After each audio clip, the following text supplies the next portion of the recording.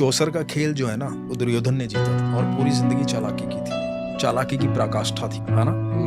18 दिन लगे सर, सिर्फ 18 दिन इतिहास पलटने, नामो निशान खत्म हो गया। क्योंकि इधर जो व्यक्ति था ना वो सरलता से चल रहा था, साधारण तरीके से चल रहा था, विश्वास से चल रहा था, अपना कर्म ईमानदारी से कर रहा था जो उसके हिस्से आया था। वो अर्जुन था सर, वो इतना अच्छा इंसान था सर। आप देखो भगवान ने बहुत कुछ सिखाया सर। आप देखो मैं हर चीज को जोड़ के देखता हूँ। वो 125 साल जो ठाकुर जी रहे हैं ना धरती पर, वो 125 साल बहुत महत्वपूर्ण है सर। कि अर्जुन युद्ध भूमि में खड़ा है, पहला दिन है, भगवान को बोलता है कि प्रभु, तब तक तो जानता ही नहीं था ये भगवान है, तब तक तो एक मित्र के तौर पे जानता था।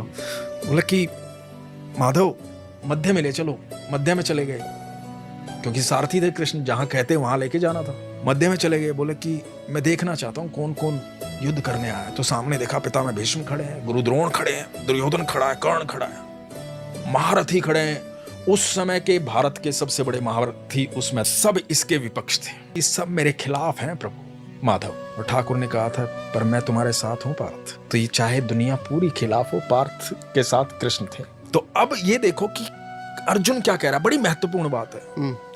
अर्जुन कह रहा है कि माधव वापस चलो, मुझे युद्ध नहीं करना। जिस आदमी को जिंदगी भर त्रास दिया गया, जिंदगी भर तकलीफें दी गई, एक राजा का बेटा होते हुए जिंदगी भर जंगलों में अपनी माँ के साथ, अपनी पत्नी के साथ भटका है, बार बार अपमानित किया गया, जिसकी पत्नी को भरी सभा के अंदर चीर हरण करने का प्रयास किया गया, ये वो लोग सामने खड़े हैं जिन्होंने इतना पाप किया है, पूरी जिंदगी नरक बना के रखी है अर्जुन की। उनके प्रति भी अर्जुन क्या कहता है कि प्रभु मुझे युद्ध नहीं करना, ये अपने हैं, इनको मारने के बाद यदि तीनों लोगों का साम्राज्य भी मुझे मिल गया तो कोई फायदा नहीं है प्रभु, वापस चलो। सर जिस दिन आप इतने सरल हो जाओगे ना, उस दिन आपका रथ श्री कृष्ण हाकेंगे। चालाकी से